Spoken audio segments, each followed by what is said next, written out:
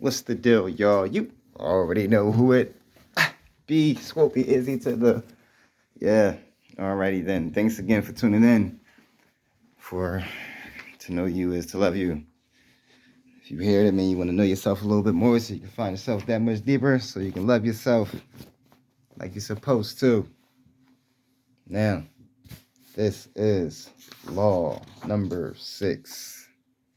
The law of detachment. This is my favorite law. Okay. Now, let's get into it.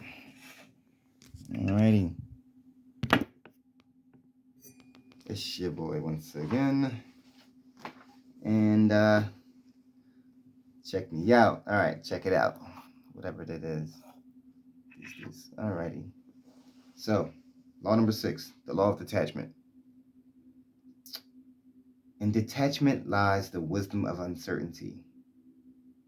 In detachment lies the freedom from our past, from the known, which is our prison of past conditions. And in our willingness to step into the unknown, the field of all possibilities, we surrender ourselves to the creative mind that orchestrates the dance of the universe. Oh my gosh. In detachment lies the wisdom of uncertainty. In detachment lies the freedom from our past, from the known, which is the prison of our past conditioning.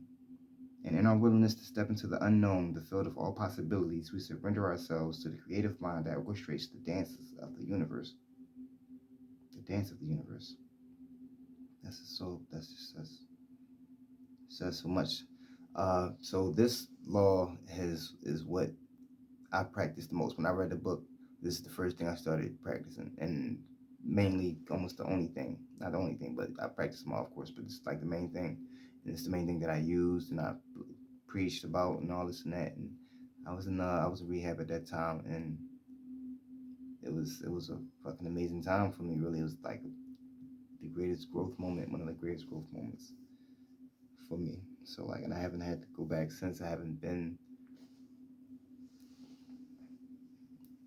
the same. I changed my mind. Let's just put it like that, for lack of better words. I have changed my mind, literally. I changed my mind. I changed my world. Simple as that. Simple as that. Black and white. So, the first way to apply the law, let me give you my example first. Actually, I'm going to do it last, so you can see how I use the laws. Number 1.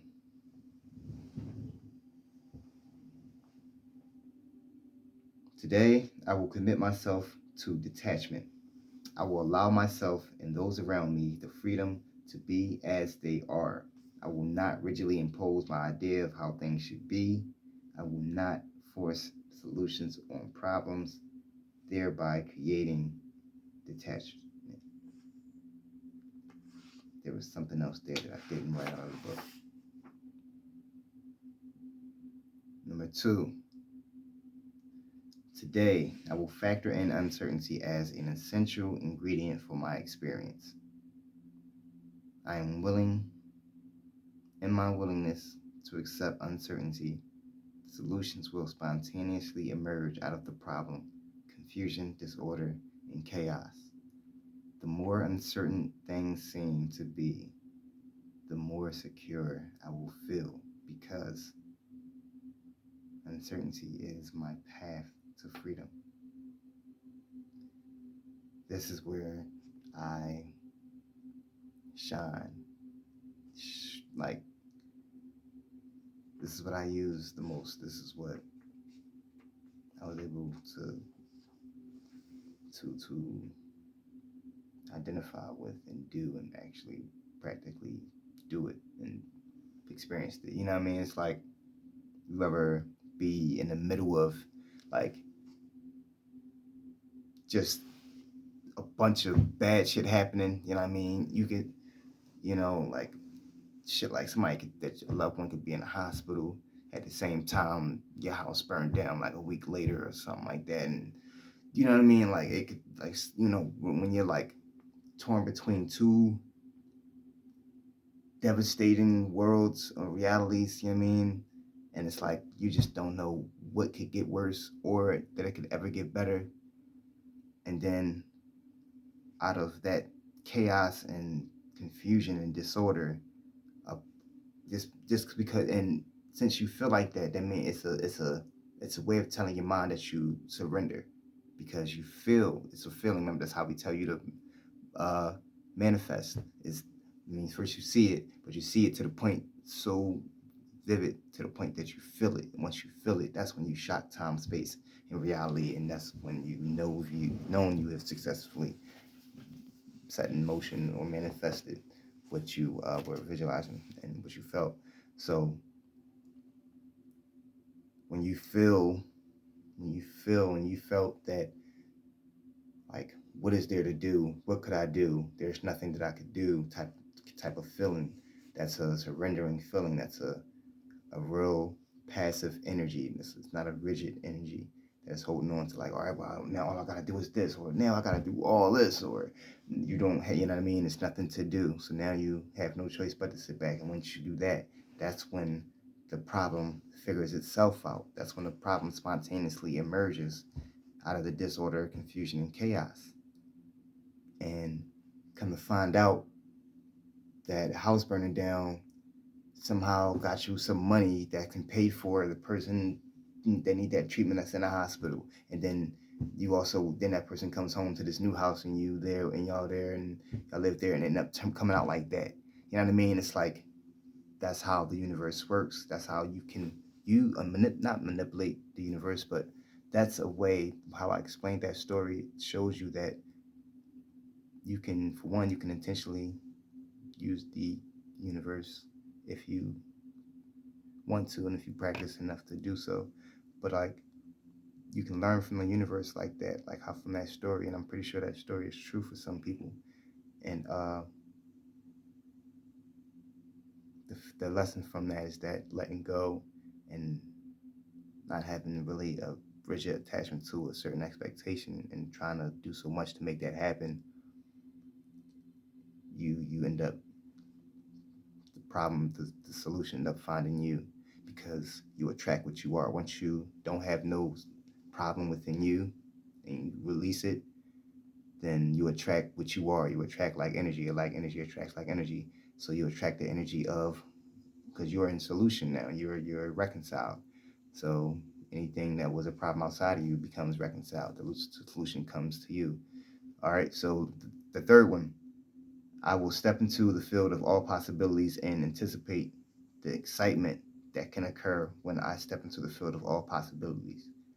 I will experience all the fun, adventure, magic, and mystery of life.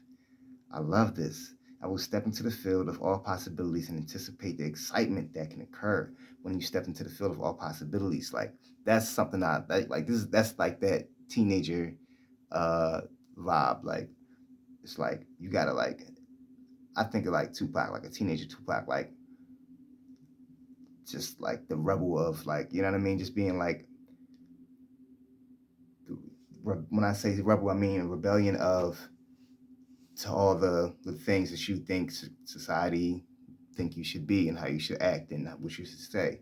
So rebelling against that, just in your own mind, regardless, because at the end of the day, it's all in your mind anyway. You know what I mean? Who's saying this? Who's going? Anybody walking around the street with a fucking big ass sign of rules like, "Hey, you got to do this while you're walking down these." In reality, you know I mean, it's not like that. So everything is in your head. You mean, so rebelling against it in your head, like in a teenager, is the rebellious stage. So it's like living life and being anticipating the excitement. It's like, I just can picture, you know what I mean, somebody being, teenagers being in an amusement park, going on this new crazy ass ride that people don't even know if it worked yet and shit, and they just want to do it because it's like, the fuck, why not? You know what I mean? It's like, it's out of pocket, but it's like anticipating, it's like anything can happen, whatever. Like, not that you mean taking risks to hurt yourself, nothing like that, and just being like an adrenaline junkie, but like, I mean, also like trying new things. I mean, like trying extremely new things because you're just young and just curious and excited to see what would happen. Like they'll go somewhere they never did. They'll travel somewhere. I mean, faster than somebody that's older and more grounded and scared to move because they've been here for so long, type stuff, or whatever. So that's what I mean by that. That's the beauty that I see in that. In that, I will experience all the fun and adventure and magic and mystery of life. I mean, that's what I was pretty much explaining. All right, that's that, y'all. Thanks for tuning in once again. To know you is to love you. Come in tomorrow for the law of Dharma. Want to know what Dharma means? Tune in tomorrow. Next time on To Know You Is to Love You. Deuces.